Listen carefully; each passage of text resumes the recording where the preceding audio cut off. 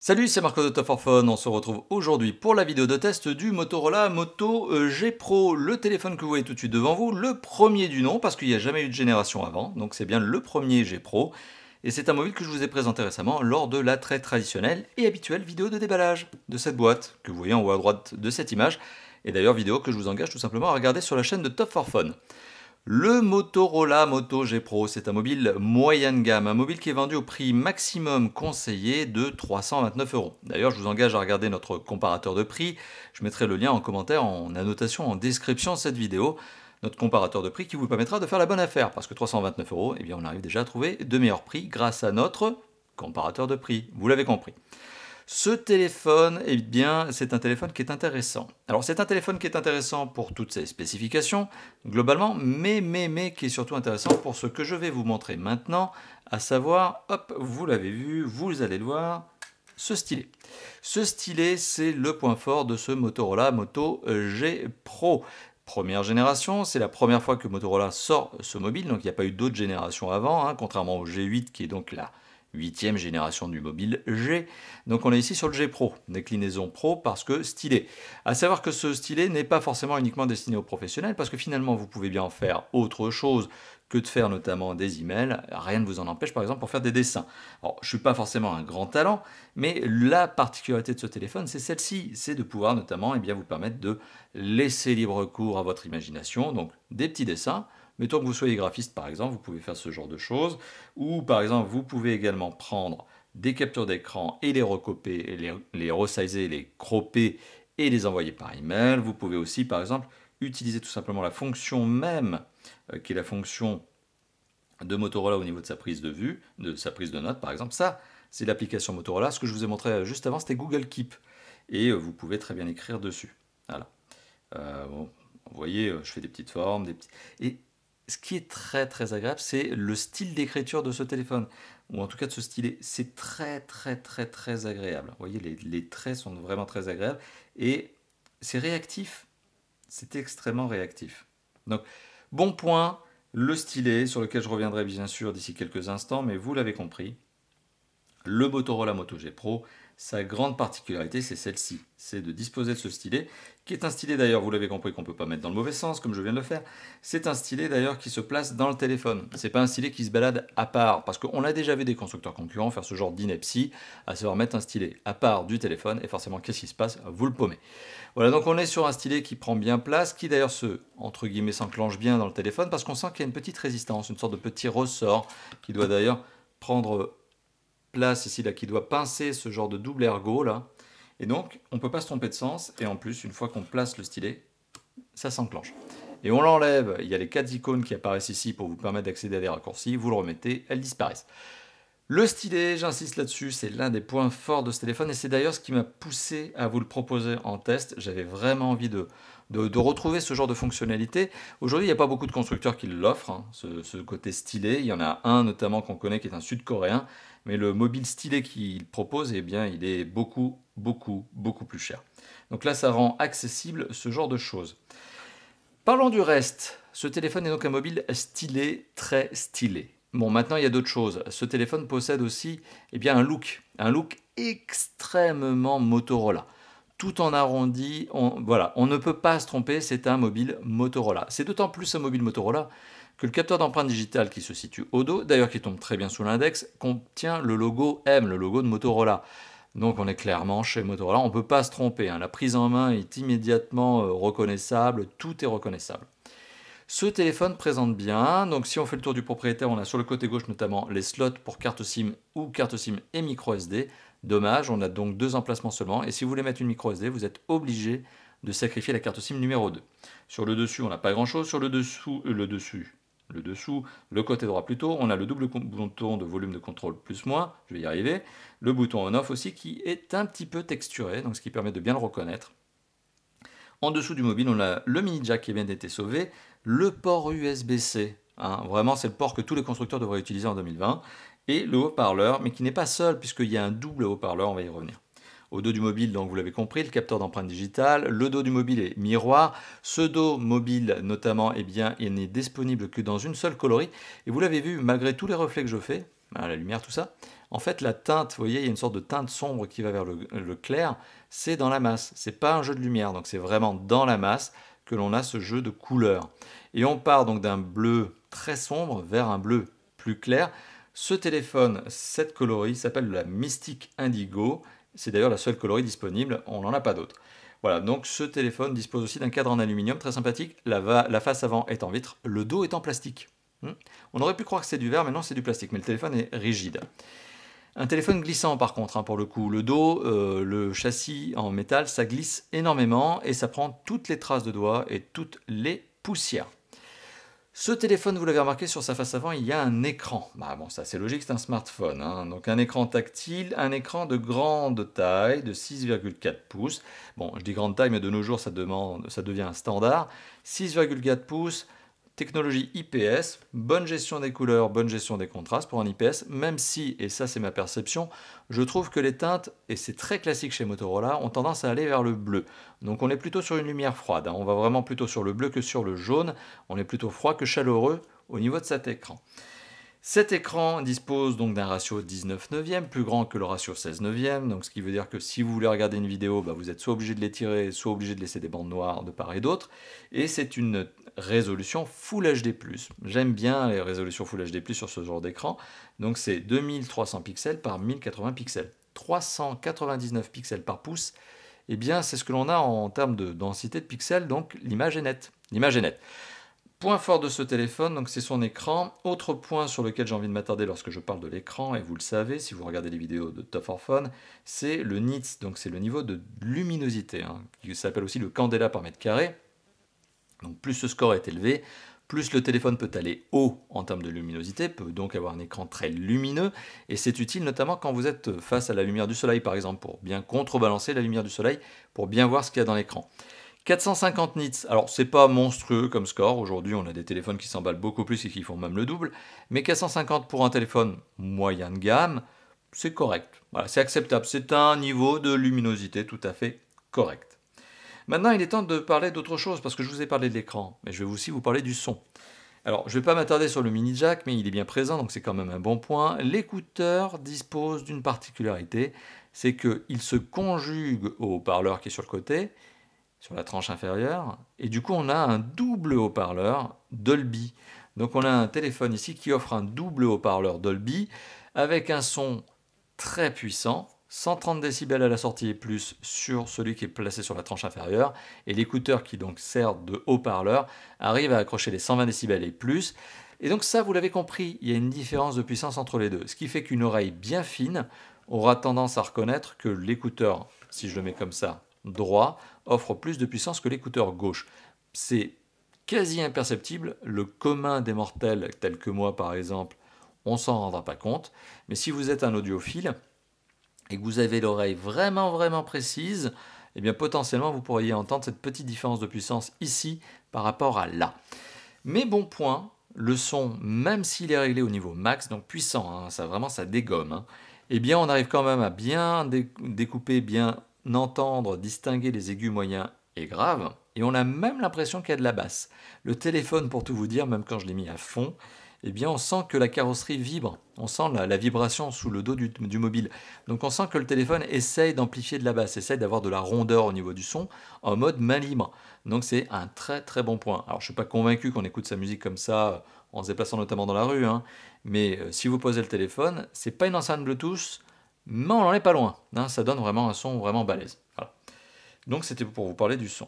Après le son, de quoi parle-t-on dans les tests de Top 4 Phone ? Vous le savez ou pas.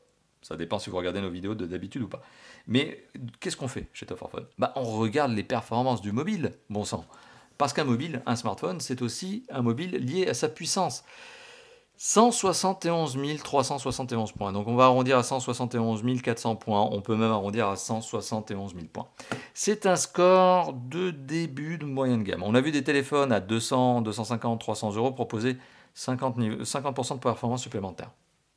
Donc on est sur un téléphone qui dispose d'un bon niveau de performance. Clairement, pendant tout le test, je n'ai pas souffert d'un ralentissement, je n'ai pas souffert d'un bug, il n'y a pas eu un crash, il n'y a rien eu. que ce soit en multitâche, multifenêtre, grosse application, gros jeu 3D, parce que j'arrive à jouer à PUBG Mobile sur ce téléphone sans aucun problème. C'est un téléphone qui fonctionne parfaitement. Mais face à d'autres téléphones, il y a 50% de performance en moins. Donc ma principale, et je vous le dis tout de suite, critique au niveau de ce téléphone, porte sur ce niveau de performance. Il n'est pas mauvais, ce niveau, il n'est pas insatisfaisant, il n'est pas insuffisant, loin de là, mais il y a des téléphones concurrents qui, pour le même prix, proposent quand même 50% de puissance supplémentaire. C'est pas anodin, ça veut dire que dans les années à venir, ces 50% de puissance supplémentaire seront bien utiles. De nos jours, non, mais dans 3 ans peut-être, si vous gardez votre téléphone 3 ans, ça pourrait devenir compliqué. On est sur un téléphone qui dispose d'un niveau de performance donc de ce standard, de ce niveau, lié à des composants. Et j'aime bien détailler les composants parce que ça parle à certains amateurs avisés. Et notamment, ce téléphone dispose d'un processeur 8 cores qui est un Qualcomm Snapdragon 665. Bon, il est autrement connu sous le nom de SDM 665.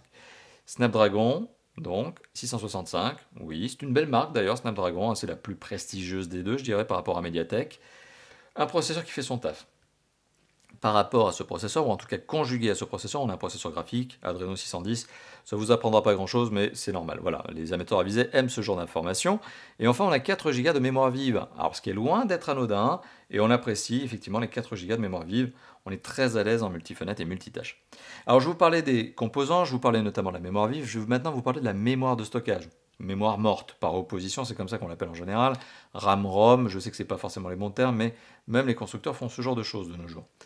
Ce téléphone dispose donc de 128 Go de mémoire de stockage interne. C'est quand même pas mal.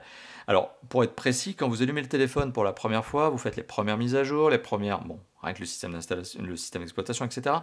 Sur ces 128 Go, vous en avez 109. Donc voilà, vous avez 109 Go de mémoire de stockage disponible pour installer vos jeux, vos applications, vos fichiers MP3, donc tout l'album de votre chanteur préféré, enfin tout en tout cas son intégrale, l'intégrale de Games of Thrones, etc. Si jamais vous estimez que ça n'est pas suffisant, vous l'avez compris tout à l'heure, je vous l'ai dit, vous avez un emplacement micro SD. Mais si vous mettez une micro SD, vous sacrifiez l'emplacement de la carte SIM numéro 2. Ça m'embête. J'aime bien quand les téléphones proposent les 3 emplacements. Je suis déçu malheureusement ici que l'on n'en ait que 2. Donc vous êtes obligé de faire un choix. Dommage. Mais si vous trouvez que c'est insuffisant comme mémoire de stockage et que la solution de la micro SD ne vous convient pas, vous avez la possibilité d'utiliser ce genre de clé. Donc c'est USB d'un côté, vous allez le voir. Donc je vais tout simplement faire ça avec mes deux mains parce que j'ai trouvé le moyen de faire tomber le téléphone qui est glissant. Donc vous avez un côté USB, vous mettez ça sur votre PC, bingo, vous mettez tous les fichiers qu'il faut là-dedans. Puis vous avez le côté USB-C, vous mettez ça sur votre téléphone et vous accédez au contenu de la clé. Voilà. C'est un avantage supplémentaire parce que ce téléphone est USB OTG. Vous pouvez donc lire le contenu de la clé USB que vous allez lui placer dessus. Donc c'est un moyen d'avoir, pour pas cher, une extension de mémoire supplémentaire. Bon, ça vous oblige par contre à avoir une clé, mais pourquoi pas? C'est pratique ce genre de choses. Vous mettez l'intégrale d'une série télé, vous la regardez, et puis voilà, etc. Bon, vous avez compris l'usage.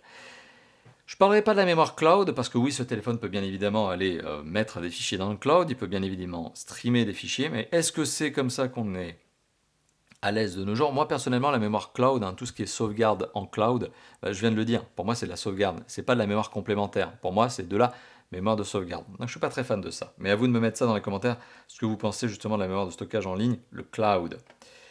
On a parlé des composants de type performance, maintenant on va parler des composants de type connexion, connectivité. Alors, je vais vous spoiler un petit peu. Bon, là j'ouvre cette application, mais elle est uniquement là pour me permettre de vous donner, en fait, d'illustrer mon propos. Alors, tout de suite, on va commencer par un truc. Il manque le orientation sensor. Dommage, je mets ça de côté. Voilà, mais on a bien du gyroscope et de l'accéléromètre. On a bien de la boussole, etc. C'est un téléphone qui dispose donc de 2 emplacements de carte SIM ou une carte SIM plus une micro SD. Je ne vais pas revenir là-dessus, je vous en ai déjà parlé. C'est un téléphone qui dispose de la 4G catégorie 13. Donc on est sur un téléphone 4G mais qui pulse de la grosse 4G comme on aime. Concrètement, c'est votre opérateur en France qui est incapable de vous fournir la vitesse de la 4G nécessaire pour saturer ce téléphone. Donc le téléphone a une 4G balèze, plus. Et d'ailleurs, ce téléphone dispose de toutes les fréquences nécessaires pour la France. B4, B3, B7, B20, B28, etc. Donc toutes les fréquences nécessaires, comme je viens de l'indiquer, pour la France. Ce téléphone aussi dispose d'autres bons points. Premièrement, il est NFC. Alors aujourd'hui, on aime beaucoup le NFC dans cette époque de distanciation sociale et de sans contact, notamment de paiement. Sans contact, ce téléphone dispose bien du NFC. On a aussi du GLONASS, GPS, Galileo. Alors je précise dans l'autre sens, puce GPS, donc réseau de satellite américain, GLONASS, réseau de satellite russe, Galileo, réseau de satellite européen. Tout ce réseau de satellites vous permet d'accroître la précision de localisation, c'est plus rapide, c'est plus efficace, ça marche mieux, notamment quand vous êtes en utilisation de logiciels GPS. Here, par exemple, Maps, Waze, etc. Et quand vous avez la boussole, eh bien, le téléphone marche encore mieux. Voilà, donc sur la navigation GPS, absolument aucun problème, loin de là. Ce téléphone dispose aussi d'autres connectivités, vous l'imaginez, donc je vais vous les citer très rapidement. On a du Wi-Fi ABGNAC, on a du Bluetooth 5.0, de l'USB-C, je le rappelle. On apprécie cet USB-C, donc ce port USB réversible. On a du mini jack parce qu'il est bien présent. La connectivité de ce téléphone est donc complète. C'est donc un bon point finalement la connectivité de ce mobile. Il est bien doté. Mais, petite parenthèse, il y a quand même un point qui m'a insatisfait. Quand je l'ai regardé sur la fiche technique, parce que c'est à là que j'ai commencé mon test, je commence à tester le téléphone, je regarde tous les paramètres du téléphone, je vais dans le détail, donc notamment avec des applications comme celle que je viens de vous montrer, et du coup, je vois le niveau de DAS, le débit d'absorption spécifique, la capacité d'émission en ondes du téléphone, quand on l'utilise en 3G, 4G et appel cellulaire. 1,53 watts par kilo à la tête, c'est légal comme score, c'est dans la norme légale, mais c'est juste extrêmement élevé. En 2020, il n'y a pas d'autres constructeurs qui se permettent d'arriver à des scores de DAS aussi élevés.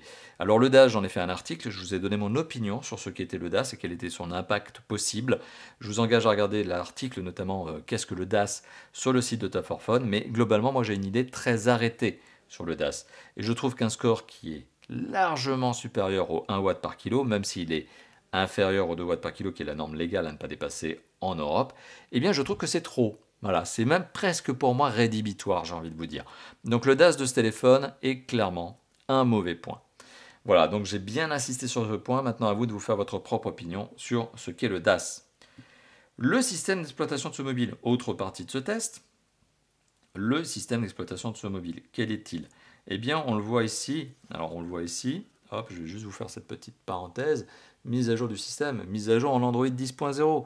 Oui, en fait, le téléphone n'a pas besoin de mettre mise à jour, il n'a pas besoin d'être mis à jour parce que quand vous allumez le téléphone pour la première fois, il est déjà en Android 10.0. Android 10.0 que je vais vous montrer ici, voilà.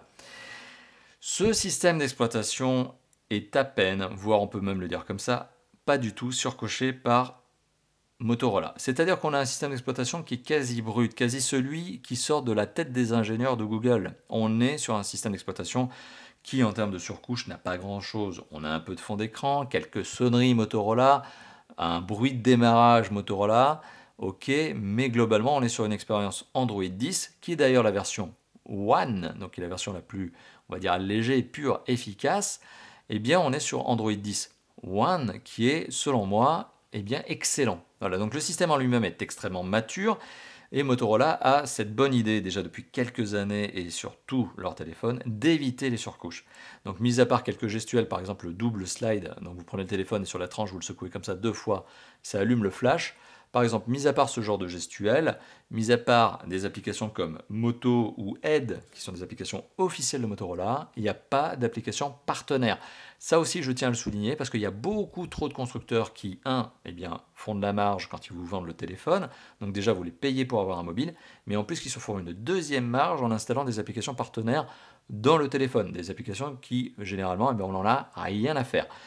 Eh bien, ce n'est pas le cas de Motorola. Motorola va à l'essentiel. On a les applications Google. Voilà, c'est tout. Cherchez pas. Google, effectivement, on a des applications Motorola, notamment la prise de notes que je vous ai montré tout à l'heure, mais on est sur du Google. Pas d'effets spéciaux, pas d'application enfin, j'ai même envie de dire pas d'application poubelle. Voilà, hein. Donc, certains constructeurs qui se permettent des choses. Ici, on n'est pas du tout dans ce genre de registre. Bravo, bravo donc à la marque qui a très bien fait la chose. Maintenant, il est temps de passer à l'usage de ce téléphone. Alors, vous l'avez compris, je vous ai donné tout un tas de points. C'est un téléphone qui, bien sûr, fait tout ce que l'on attend d'un smartphone moderne. C'est un téléphone qui joue aussi à des gros jeux 3D comme PUBG Mobile. Bon, certes, la qualité graphique n'est pas au maximum. C'est un mobile moyen de gamme, mais ça permet de jouer correctement à du PUBG Mobile. Ça marche très bien. Ce téléphone dispose aussi de deux autres aspects, deux autres usages, on va dire. Donc le premier usage que l'on va détailler ici, c'est la qualité photo. Alors au niveau des capteurs photo dorsales, on en a trois. Trois capteurs photo dorsales, dont un qui est bien balèze comme on les aime, donc je vais vous les détailler. On a un 48 mégapixels grand angle, on a un 16 mégapixels ultra grand angle, donc c'est son avantage par rapport au 48 mégapixels, et on a un 2 mégapixels destiné à la macro. Mais voilà, on a aussi une bonne gestion de la profondeur de champ grâce à ces capteurs photo. Donc globalement, on est aussi, d'ailleurs, petite précision, sur un autofocus extrêmement rapide, donc autofocus laser PDAF. Donc qu'est-ce que ça veut dire? Ça veut dire qu'en fait on est sur une sorte de maîtrise de la technologie de l'appareil photo au niveau de l'autofocus qui est proche d'un boîtier réflexe, ou en tout cas qui utilise une technologie très proche de celle d'un boîtier réflexe. C'est une qualité photo offerte par le triple capteur photo dorsal, notamment le 48 mégapixels, qui est tout à fait satisfaisante. Je mettrai des échantillons photos, et sur l'article de test, d'ailleurs je fais une parenthèse, sur l'article de test qui est publié sur le site, vous avez les échantillons photos pleine résolution, non modifiés, format d'origine. Donc à vous de les regarder si vous voulez vous faire une bonne opinion de ce téléphone et voir sa qualité photo, parce que je vous donne tout, je vous donne les originaux. Ce téléphone, à mon avis, donc déjà a un autofocus qui se place très bien, très efficace, a quand même une toute petite tendance à un petit peu exagérer au niveau de la surexposition, sous-exposition. C'est pas exagéré en fait.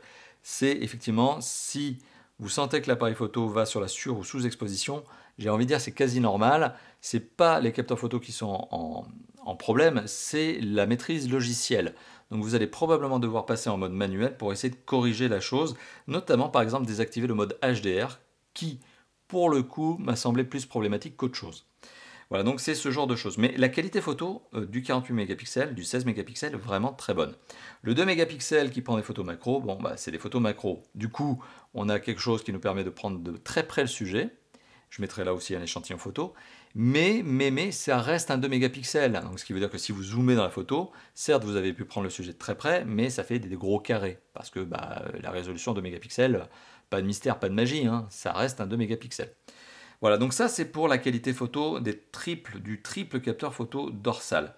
La qualité photo du capteur photo frontal. Coucou la caméra, voilà, vous voyez le setup, vous voyez ma tête, ou pas vraiment puisque vous voyez mon filtre anti-pop. Eh bien, cette qualité photo, elle est tout à fait satisfaisante. On est en face d'un capteur photo 16 mégapixels qui potentiellement peut avoir lui aussi la tendance à aller vers la sur- ou sous-exposition. Mais encore une fois de plus, c'est logiciel, c'est pas matériel, donc heureusement. Et par contre, si je trouve la qualité photo tout à fait satisfaisante, il faut quand même que je vous prévienne, même si pour moi c'est pas vraiment un problème, c'est que ce téléphone a tendance, je trouve, pour les photos selfie, à vraiment balancer fort au niveau du piqué de la photo. Je trouve que le piqué de la photo, donc, bon, c'est-à-dire le détourage des éléments, est accentué. Moi, ça ne me dérange pas. Au contraire, j'aime bien des photos avec un piqué fort, j'aime bien ce genre de choses. Mais je trouve que pour ce téléphone, c'est peut-être trop, ou en tout cas, pour vous, ça sera peut-être trop. Moi, ça va. Moi, forcément, j'aime bien quand les photos sont bien, voilà, bien détourées, piquées, accentuées. C'est peut-être pas le goût de tout le monde, et à vous de me mettre d'ailleurs ça dans les commentaires, à vous de me dire ce que vous en pensez. Voilà, donc parenthèse étant faite, le capteur photo frontal marche très très bien, 16 mégapixels qui offre des bonne qualité photo globale, mais fort piqué quand même. Voilà, donc là on vient de parler de la qualité photo, maintenant on va parler de l'autonomie avant d'arriver à la conclusion de ce test, mais je pense que vous vous êtes déjà fait votre propre opinion maintenant. Ce téléphone a-t-il une bonne autonomie? Oui, ce téléphone a une bonne autonomie. Une heure de vidéo, c'est 10 à 12% de batterie consommée. Alors, c'est pas la gamme Power de Motorola qui va beaucoup mieux, qui va plus loin en termes d'autonomie, mais c'est un téléphone qui tient une journée avant d'être rechargé sans aucune problématique. Sauf si vous êtes un gros gamer et que vous passez votre vie à gamer sur votre mobile, bon là, il n'y a pas de mystère. Mais globalement, une heure de vidéo, 10-12% de batterie consommée. Là, il y a des concurrents qui font 16 à 18. Donc on est pas mal, on est pas mal. C'est une consommation énergétique qui est bonne, notamment en tout cas une autonomie qui est bonne, parce que oui, il y a une consommation énergétique qui est satisfaisante, mais c'est une autonomie qui est bonne parce qu'il y a une batterie de 4000 mAh. Et bah ça, c'est satisfaisant. Là où il y a encore des concurrents qui sont à 3000, 3500. Donc ce supplément de batterie, cet ajout de batterie de capacité supplémentaire, eh bien, permet d'avoir une meilleure autonomie. Bon point. Voilà, donc l'autonomie de ce téléphone est un bon point, sachant que en plus, autre bon point, je me répète, on est sur un téléphone qui dispose de la recharge rapide, 18 watts, donc recharger de 0 à 100%, c'est environ 2h30 de charge. Voilà, bon, et ben tout ça, ça fait plein de bons points, je me répète, et vous l'avez compris, il est temps d'arriver à la conclusion de cette vidéo. Alors, est-ce que le Motorola Moto G Pro est un bon mobile? Je trouve que pour cette première génération, eh bien, c'est tout à fait satisfaisant.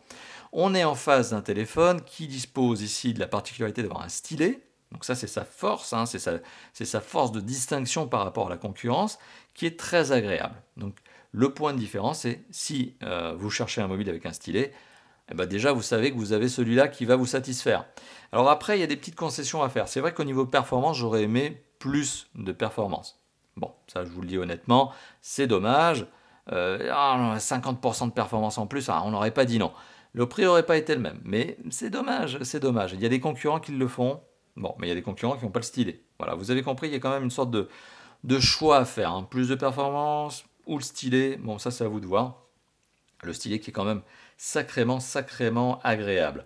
Alors il y a des petites choses hein, quand même qui m'ont un petit peu agacé. Je vous l'ai dit tout à l'heure, le DAS qui est beaucoup trop élevé à mon goût, par exemple, c'est un des points que je trouve un petit peu regrettable. Mais globalement, le résultat est tout à fait satisfaisant. On est ici sur un téléphone qui propose une configuration homogène, cohérente, intelligente. C'est un téléphone pour lequel on peut avoir un petit peu quand même d'enthousiasme grâce au stylet. En tout cas, moi, c'est ce qui m'a plu. Voilà, clairement, j'ai envie d'utiliser ce téléphone sur la durée pour uniquement cet aspect-là, c'est-à-dire l'agrément d'écriture. On a vraiment plaisir à prendre des notes, vraiment plaisir à dessiner, c'est très agréable. Voilà, donc oui, c'est un téléphone moyen de gamme que je vous recommande si vous cherchez un téléphone avec un stylet, bien évidemment.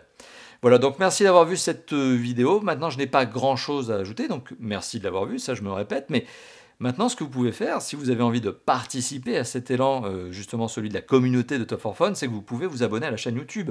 C'est un bouton qui se trouve tout en bas à droite de la vidéo, plus un abonnement, et comme ça vous faites partie de cette communauté de 145 000 abonnés déjà. 145 000 eh bien, fans de smartphones, ou au moins personnes qui ont envie d'être tenues au courant de l'actualité des smartphones avec des tests détaillés comme ceux que l'on propose.